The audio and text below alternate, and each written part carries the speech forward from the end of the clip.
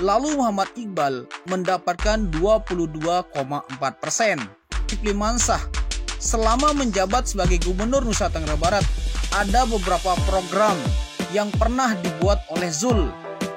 Di antaranya, yang pertama, Zul mengantarkan 66.000 mahasiswa Nusa Tenggara Barat berangkat ke universitas-universitas di berbagai negara, akan menentukan pemenangan di Pilgub kali ini. Lombok Barat, Kota Mataram, Lombok Utara, karena tidak ada kompetitor.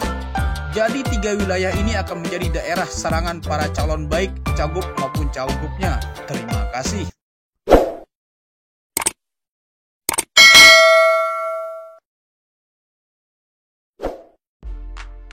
Assalamualaikum warahmatullahi wabarakatuh, sahabat Bajang Bumi. Bagaimana kabar kalian hari ini? Semoga saya selalu dan tentunya diberikan keberkahan. Masih terkait tentang pilkada di Nusa Tenggara Barat, di mana lembaga survei LSI mengeluarkan hasil survei terbarunya di bulan Agustus dengan menanyakan kepada masyarakat di Nusa Tenggara Barat tentang 3 tokoh, yakni tokoh lalu Muhammad Iqbal, Zulkifli Mansah, dan Siti Rohmi Jalilah. Dan hasilnya pun, kalau pemilih langsung Gubernur Nusa Tenggara Barat diadakan hari ini, siapakah pilihan Bapak Ibu di antara ketiga nama yang disebutkan tadi?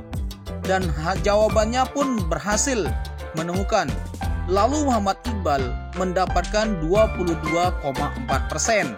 Kemudian Zulkifli Mansah mendapatkan 21,5%. Sedangkan Siti Rohmi Jalilah mendapatkan 21,0%.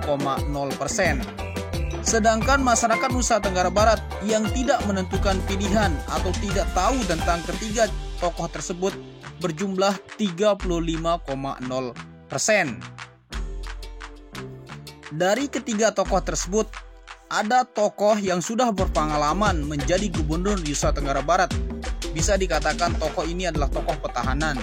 Kemudian tokoh tersebut adalah Zul, di mana Zulkifli Mansah selama menjabat sebagai Gubernur Nusa Tenggara Barat, ada beberapa program yang pernah dibuat oleh Zul.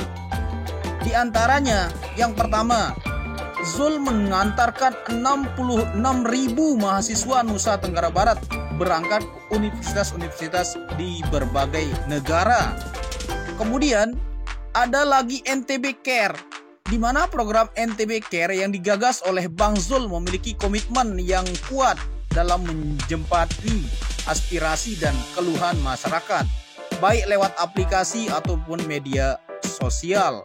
NTB Care bersama dengan Dinas Sosial Nusa Tenggara Barat dan Basnas Provinsi Nusa Tenggara Barat menyalurkan kepada sejumlah warga kurang mampu sedang mendapatkan musibah penyakit untuk dirujuk ke ibu kota provinsi agar ditangani.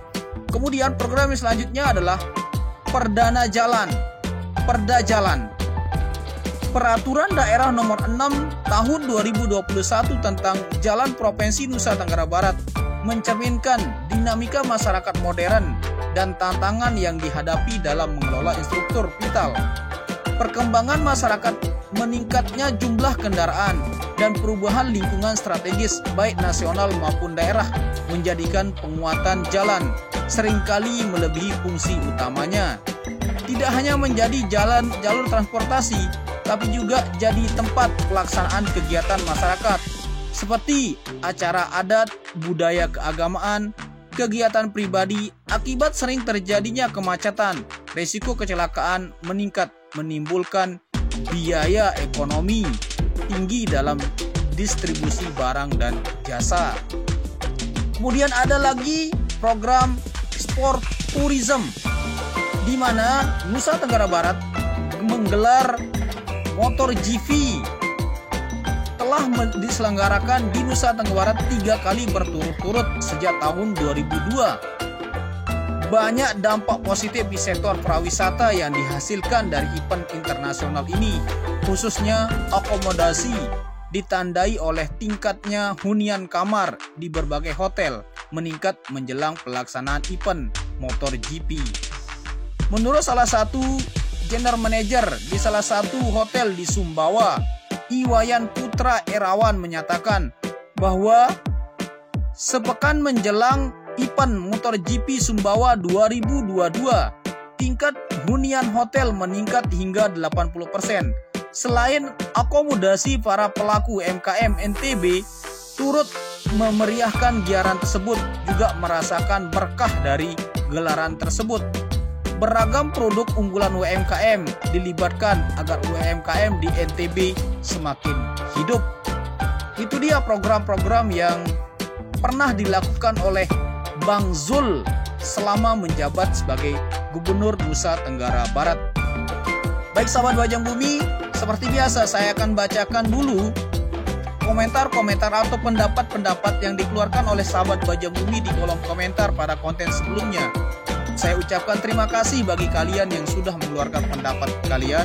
Semoga pendapat kalian ini didengarkan oleh calon-calon yang akan memimpin Gubernur 2024-2029 nantinya. Dimulai dari Lydia Novrazara 7972 yang akan menentukan pemenangan di Pilgub kali ini, Lombok Barat, Kota Mataram, Lombok Utara, karena tidak ada kompetitor.